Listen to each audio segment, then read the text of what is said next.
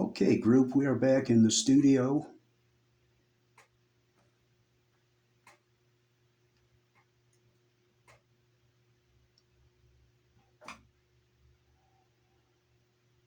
Okay, group, we are back in the studio, and today we're going to be talking about four very important ingredients that are in the spice and the herb family. The first one we're going to talk about is garlic.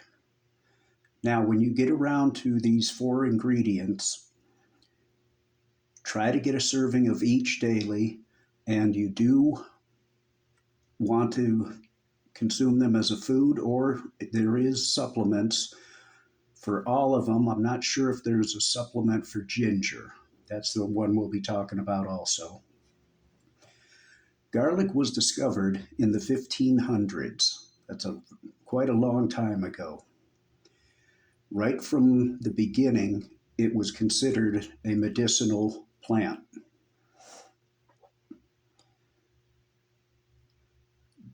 Crucifixes can scare away vampires, but according to mythological lore, garlic also works with driving away vampires.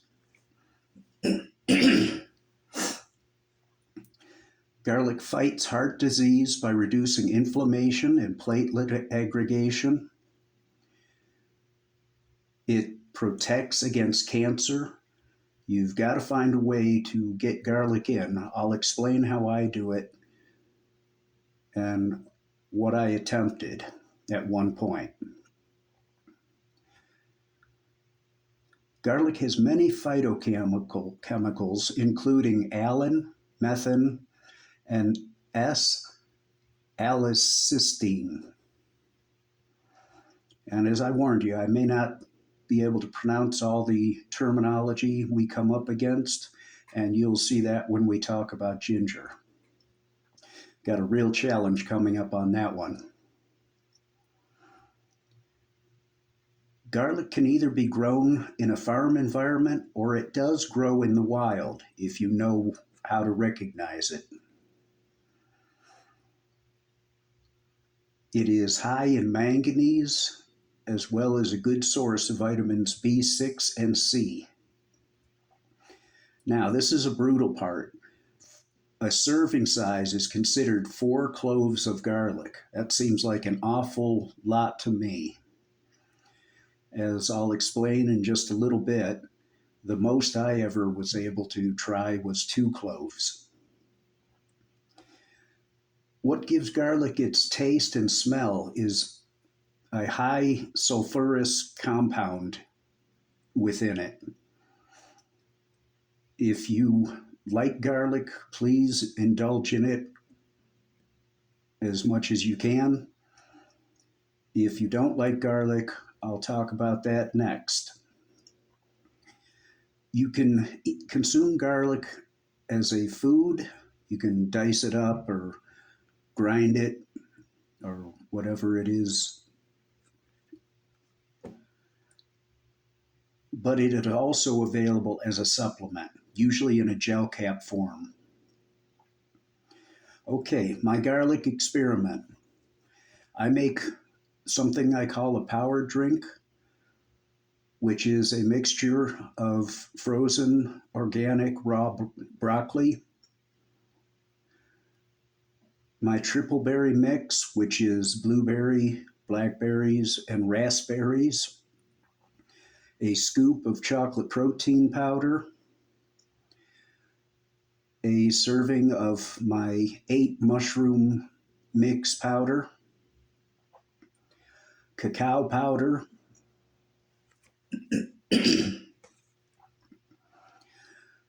several grass powder is involved, including wheatgrass and barley grass.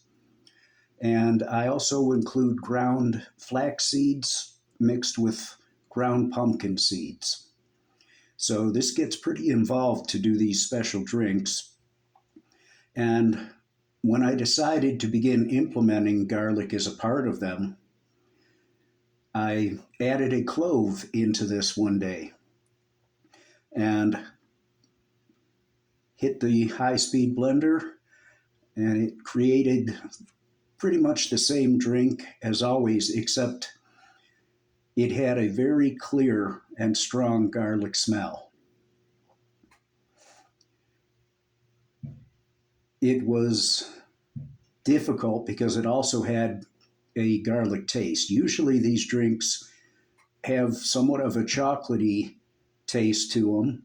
You don't even notice the broccoli because the chocolate protein powder and especially the cacao powder just give it actually a pretty good, pleasant taste.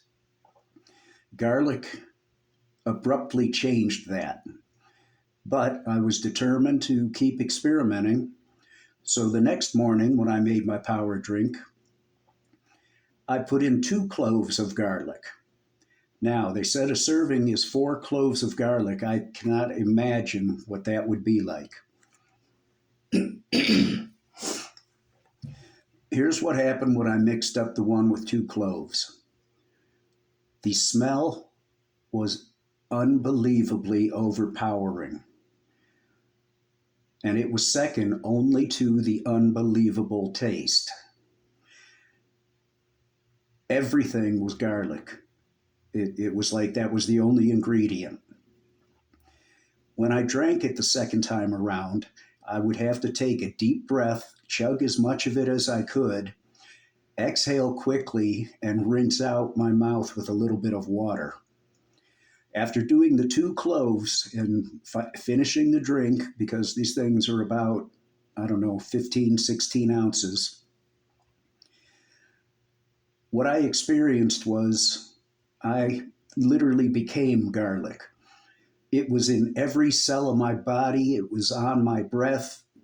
It was just too much for me to handle at that point. It did burn my stomach, so I can't imagine what the 4 would do. So, after 2 days of adding the garlic into my power drink, the third day, I drank my power drink and took a garlic supplement capsule, which is what I've been dealing with since. I'm thinking of re-experimenting with it again, but I just cannot imagine getting up to 4 cloves. Okay, our next food we're going to talk about is a spice. It is cinnamon cassia, and we'll get to why it's called that in just a minute. This is harvested from trees in China, Bangladesh, India, and Vietnam. Now, what I was talking about, why cinnamon cassia is different from cinnamon. True cinnamon, what's known as Cinnamomum verum, comes from Ceylon. It is considered the true, real cinnamon, just for your information. Cinnamon has been used as a food for thousands of years, used medicinally and for religious rites. I have no idea what these religious rites might be. That wasn't really part of my research. Cinnamon is an excellent source of both fiber and manganese. It is a good source of calcium. It contains antioxidants called anthocyanidins and catcone polymers. These two together help to lower blood sugar.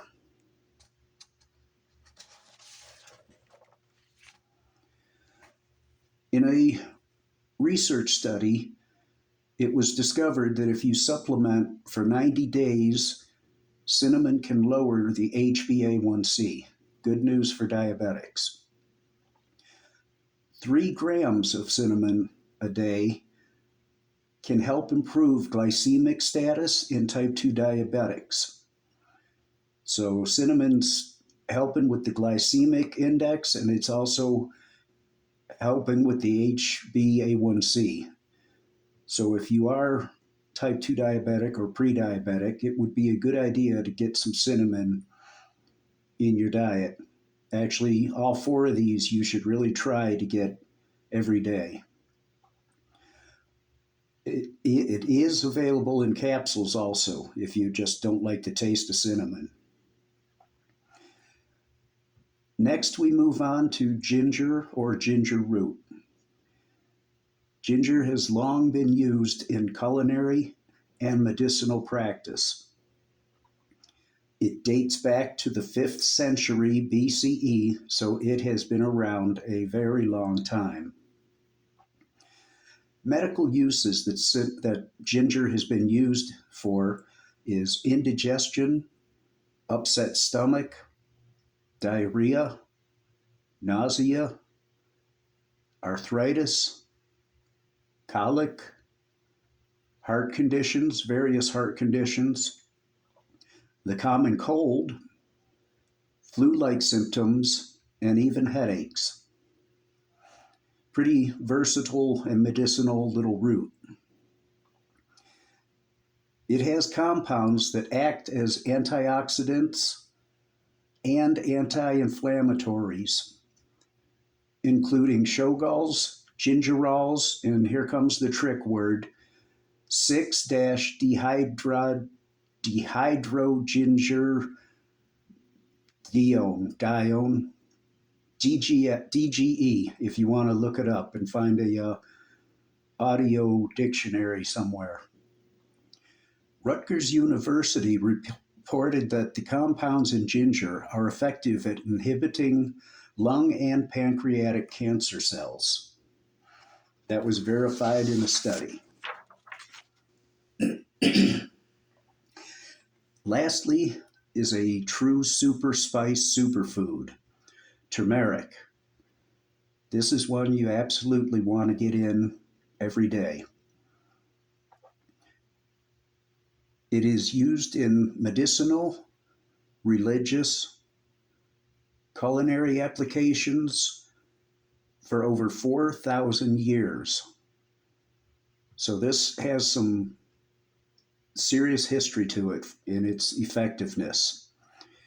It is usually bright orange or yellow in color, and it is a very potent root spice. It's what gives curry and some other dishes their zestiness, if you will. Turmeric is high in manganese and iron.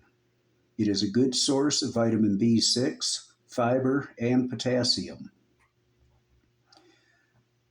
It contains the polyphenol antioxidant curcumin. Curcumin is a very powerful polyphenol. This spice has antiseptic and antibacterial properties to it.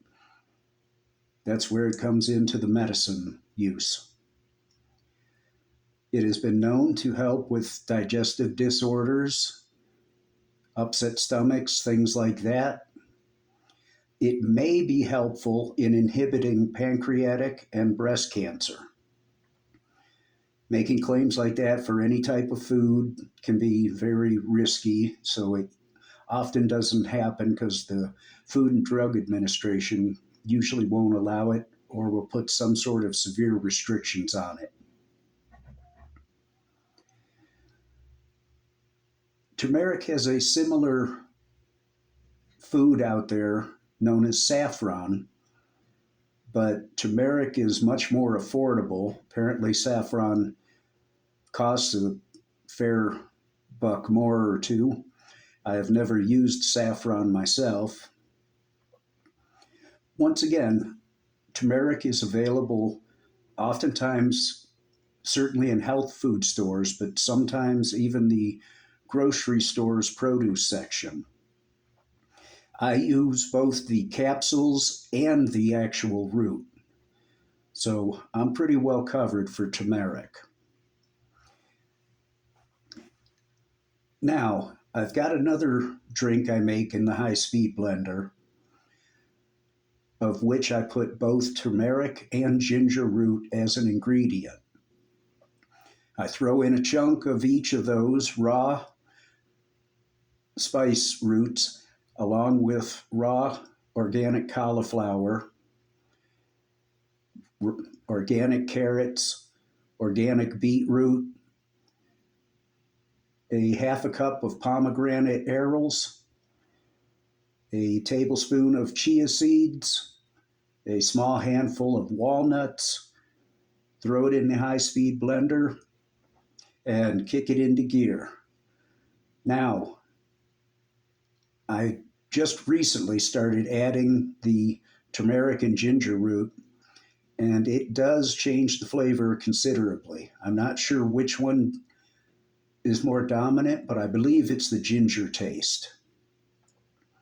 But it's not as bad as when I tried garlic in the other drink. So keep these foods in mind: your garlic, your turmeric, your ginger, your cinnamon. There's many other herbs and spices that we'll be going over, but these are some superpower ones I wanted to cover with you. And this is about the end of the broadcast. Thanks for tuning in. I will deliver more information next time.